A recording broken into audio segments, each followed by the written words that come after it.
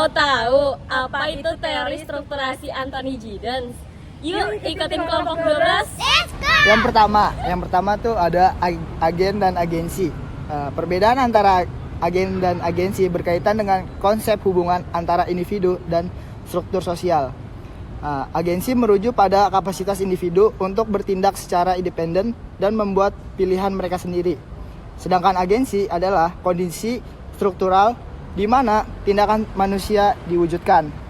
Jadi agen itu sebagai individunya dan sedangkan agensi itu sebagai struktur sosialnya atau aturan normanya. Contohnya tuh kayak di kehidupan di tempat kerja tuh kayak agen tuh sebagai karyawannya, sedangkan agensi itu contohnya aturan si tempat kerja tersebut.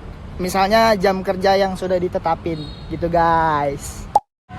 Nah, selanjutnya ada struktur dan juga sistem sosial. Struktur sendiri didefinisikan sebagai properti-properti yang berstruktur, yaitu aturan dan juga sumber daya yang terbentuk dari dan membentuk keterulangan praktik sosial. Nah, struktur itu bisa menjadi alat dan menjadi konsekuensi tindakan manusia. Sedangkan sistem sosial sebagai praktik sosial yang dikembangbiakan atau hubungan yang direproduksi antara agen dan juga kolektivitas yang diorganisir sebagai praktik sosial yang tetap. Nah, sistem sosial tidak mempunyai struktur tetapi dapat memperlihatkan ciri-ciri strukturalnya. Sehingga struktur dan juga sistem sosial itu merupakan proses di mana kekuatan struktur dan agen saling mempengaruhi. Contohnya itu di tempat kerja, ada aturan dan juga hierarki sebagai struktur yang mengatur bagaimana karyawan berinteraksi, tugas-tugas yang diberikan, dan cara berkomunikasi. Namun, tindakan individu sebagai agen seperti inovasi atau pemberontakan terhadap kebijakan yang ada dapat mengubah budaya atau struktur organisasi tersebut. Jadi, praktek rekursif yaitu tindakan manusia yang bukan peristiwa sekali jadi, melainkan proses yang terus-menerus berulang.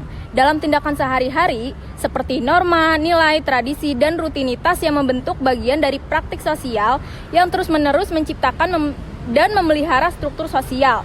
Contohnya itu seperti kebaya. Dahulu orang memakai kebaya dalam kehidupan sehari-hari, tetapi sekarang kebaya ini dipakai sebagai pakaian formal saja. Hermeneutika ganda. Nah, teori ini menyatakan bahwa hubungan antara konsep sehari-hari dan konsep ilmu sosial berjalan dua arah.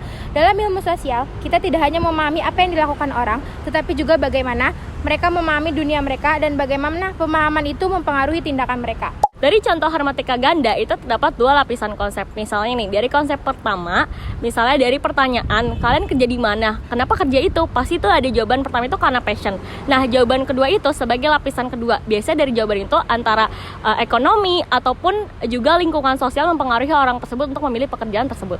Jadi, udah tahu kan apa itu teori strukturasi Anthony Giddens?